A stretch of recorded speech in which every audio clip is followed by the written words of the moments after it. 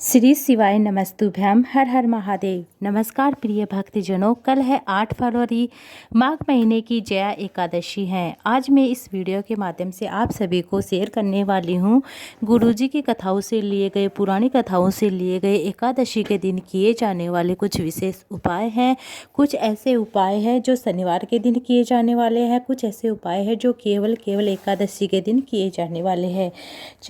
कुछ ऐसे उपाय हैं मनोकामना पूर्ति का उपाय है, कुछ ऐसा उपाय है जो धन प्राप्ति का उपाय है, कर्जा मुक्ति का उपाय है। आइए बढ़ते हैं इन उपायों की ओर। पहला है कर्जा मुक्ति का उपाय, महालक्ष्मी की प्राप्ति का उपाय।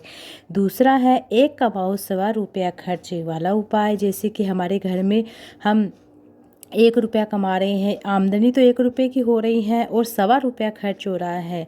इसके लिए उपाय बताया गुरुजी ने अपनी कथा में, वह बताऊंगी। दूसरा है धन प्राप्ति का उपाय। इन उपायों को आप बहुत ही सरल तरीके से मैं बताने का प्रयास करूंगी। आप इन उपायों का जरूर से कीजिएगा। आप इन उपायों को मतलब एक से अधिक उपाय भी कर सकते हैं, अपनी आवश्यकता के अनुसार एक या एक से अधिक उपाय भी कर सकते हैं। आइए बढ़ते हैं एक एक उपायों की ओर। अगर आपका कर्जा बढ़ रहा है, आपने किसी से कर्जा लिया और वह कर्जा आपका बढ़ रहा है, चूक ही नहीं रहा है, तो इसलिए आप ये उपाय कर सकते हैं। पैसे की तंगी चल रही है, प्रत्येक महीने की एकादशी आती है, तो किसी भी एकादशी के दिन यह कर सकते हैं। कल है जया एकादशी, माघ महीने की बहुत ही पवित्र, बहुत ही अच्छी मतलब एक कहा जाता है कि कुंभ का जो महापर्व चल रहा है उसमें पड़ने वाली एकादशी है। तो आप इन उपायों को जरूर कीजिएगा। इस उपाय के लिए आपको क्या करना है, किन चीज़ों की आवश्यकता होगी जान लीजिए। इस उपाय के लिए आपको 1 लोटा जल अर्थात 1 लोटा जल लेना है। उसके अंदर आपको क्या करना है, किसी भी पवित्र नदी का, अगर आपके घर में गंगा जल है तो गंगा जल 1 लोटा जल ले लीजिए। उसके अंदर 5-7 बूंदे गंगा जल की डाल लीजिए और 7 बेलपत्र ले लीजिए। इन 7 बेलपत्र को आपको उस लोटे के अंदर डाल लेने हैं और इस तरह से डालना है कि उनकी जो डंडी होती है, पत्ती का मुख तो नीचे की ओर हो, डंडी का मुख ऊपर की ओर हो। इस तरह से आपको उस 1 लोटे जल के अंदर डाल लेना है। उसके बाद आपको किसी भी शिव मंदिर में जाकर, जो भी आपके नज़दीक में शिवालय है, वहाँ पर जाकर आपको क्या करना है, जैसे कि नंदी विराजमान होता है, प्रत्येक शिवालय में नंदी विराजमान होता है। नंदी जो विराजमान होता है उसका जो पाँव उठा रहता है, वहाँ पर आपको यह जल अर्पित कर देना है। श्री शिवाय नमस्तुभ्यम, नमः शिवाय, ओम नमः शिवाय बोलते हुए पूरा जल अर्पित कर देना है। उसके बाद आपको क्या करना है, जो 1 लोटा जल लेकर गए उसके अंदर जो 7 बेलपत्र बच गए हैं, उन 7 बेलपत्रों को आपको शिवलिंग के ऊपर श्री शिवाय नमस्तुभ्यम, नमः शिवाय, ओम नमः शिवाय बोलते हुए आपको जैसे शिवलिंग के ऊपर चढ़ा देना है। माता अशोक सुंदरी की ओर उनकी डंडे का मुख कर देना, अर्थात जलाधारी की ओर डंडे का मुख कर देना। इस तरह से आपको 7 बेलपत्र एक एक करके भी चढ़ा सकते हो, 7 एक साथ भी चढ़ा सकते हो।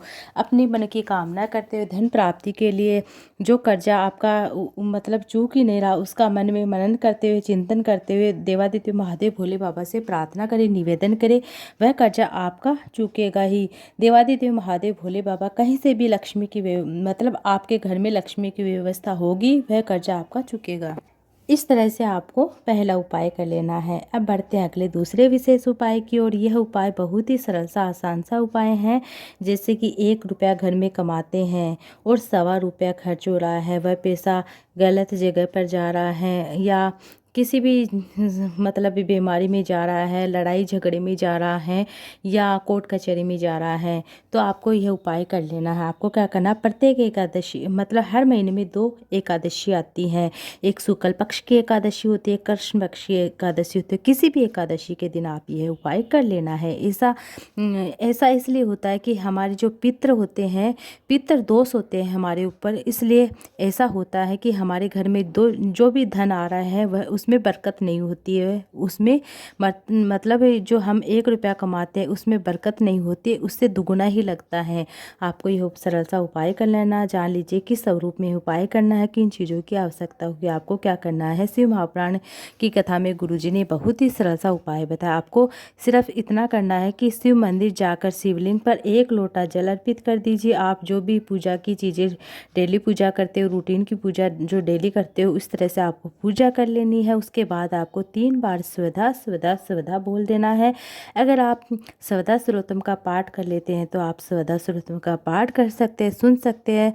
स्वधा माता पार्वती जी की नानी जी का नाम है जो पितृलोक में निवास करती हैं। वह भी देवादिदेव महादेव भोले बाबा की बहुत ही प्रिय भक्त है। ऐसा करने से जो भी आपके घर में जो भी पितृ दोष होते हैं उनसे मुक्ति मिलती है। आपके घर में जो भी मतलब धन से संबंधित परेशानियां होती है वह दूर होती है। आपके घर में धन में वृद्धि होती है।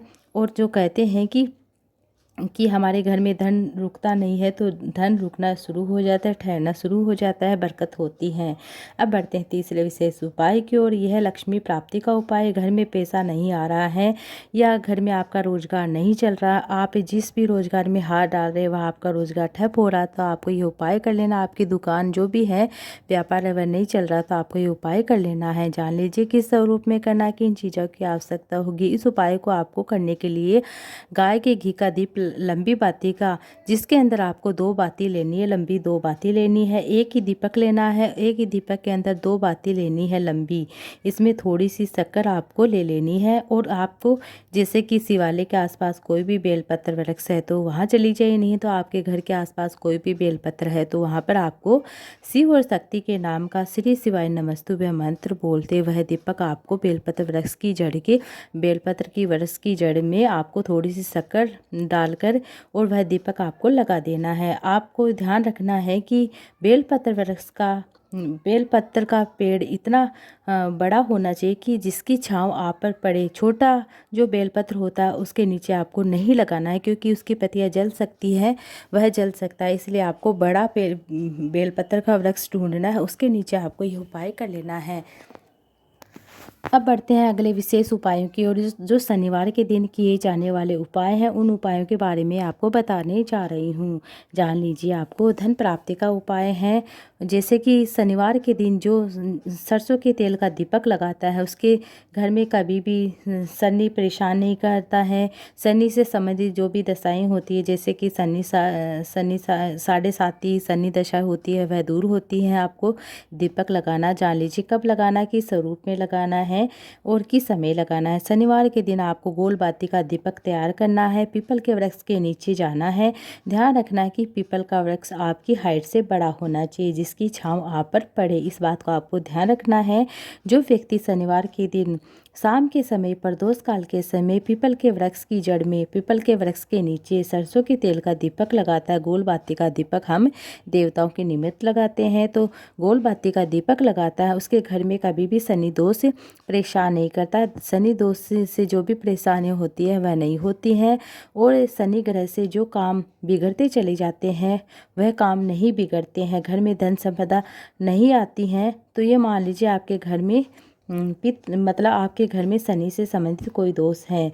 जो शनिवार के दिन एक दीपक लगाता है शाम के समय प्रदोष काल के समय, उसके घर में कभी भी धन लक्ष्मी की कमी नहीं होती है, घर में धन लक्ष्मी की प्राप्ति होती है। उसके काम कभी भी अटकते नहीं हैं, काम बनते ही चले जाते हैं। जब भी आपका काम अटक रहा है, आपका काम नहीं बन रहा, तो आप समझ लीजिए आपके घर में शनि से संबंधित कोई दोष है। तो आप शनिवार के दिन एक सरसों के तेल का दीपक लगाना शुरू कर दीजिए। कम से कम आप 4-5 शनिवार आप लगा कर देखेंगे तो आपको खुद को स्वयं को पता चल जाएगा कि हमारे घर में क्या दोष है। इस तरह से आपको बस कहीं जाने की आवश्यकता नहीं है। आपको जैसे भी नज़दीक में जो भी पीपल का वृक्ष है उसके नीचे आपको प्रदोष काल के समय आपको क्या करना है, एक गोल बाती का तेल का सरसों के तेल का दीपक लगाना है। अब बढ़ते हैं शनिवार के दिन अगला उपाय करने वाला। शनिवार के दिन उपाय किया जाने वाला दूसरा है, अगर किसी को शनि लग गया है, व्यापार नहीं चल रहा है, कोई न कोई परेशानियां बनती ही जा रही हैं, तो आपको क्या करना, जैसे कि आपने दुकान लगाई, वह दुकान आपकी नहीं चल रही है, फिर आपने दूसरा व्यापार चेंज कर लिया, वह भी नहीं चल रहा, तो आपको ये उपाय कर लेना है। आपको क्या करना है, काशी विश्वनाथ का नाम लेते हुए काजल की डब्बी ले लीजिए, कोई भी काजल की डब्बी ले लीजिए जो आपके काम की नहीं है, वह कोई भी काजल की डब्बी ले लीजिए। आप कोई भी काजल की डब्बी लेकर और अपने ऊपर से 21 बार उतार कर स्वयं भी उतार सकते हैं। काशी विश्वनाथ का नाम लेते हुए स्वयं भी उतार सकते, किसी से उतार सकते हैं। साथ में आपको काशी विश्वनाथ का नाम लेना है और किसी भी पेड़ के नीचे उस डब्बी को उतारने के बाद आपको गड्ढा खोद के दबा देना है। शनि की कुदृष्टि समाप्त होने लगती है। 7.5 ढैया जो भी हैं, शनि से संबंधित जो भी दोष है वह दूर होते हैं।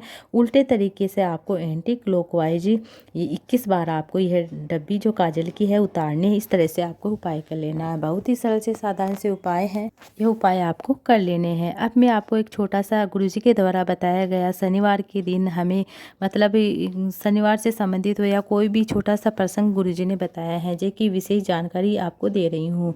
गुरुजी ने बताया है कि जैसे कि आपके घर में दरिद्रता क्यों आती है, उसके ऊपर गुरुजी ने छोटा सा प्रसंग बताया है। मतलब दरिद्रता कौन है, ऐसे इस के प्रसंग में आपको यह बताने वाली हूँ कि दुर्वासा ऋषि ने पूछा कि दरिद्रता जाए तो जाए कहाँ। तब दरिद्रता जाए तो जाए कहाँ, तो दुर्वासा ऋषि ने दुसाह मुनि कौन है? दुसाह मुनि दरिद्रता के पति हैं और दुर्वासा ऋषि से पूछ रहे हैं कि दरिद्रता जाए तो जाए कहाँ, दरिद्रता।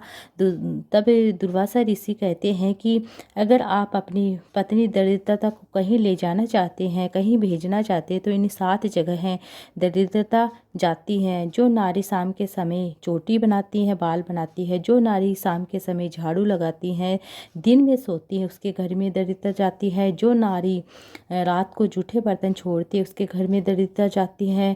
जो नारी शाम के समय मेकअप करती हैं, उसके समय दरिद्रता जाती है। इन स्थानों में दरिद्रता जाती है।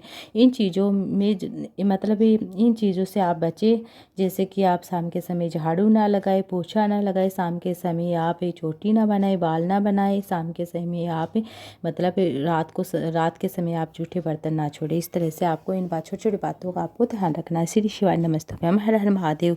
मेरे द्वारा बताई गई है जानकारी आपको थोड़ी सी उपयोगी लगी, अच्छी लगी है, वीडियो थोड़ा सा भी यूजफुल लगा तो वीडियो को लाइक ज़्यादा से ज़्यादा शेयर कीजिएगा। श्री शिवाय नमस्तुभ्यम, हर हर महादेव। आपका दिन शुभ रहे।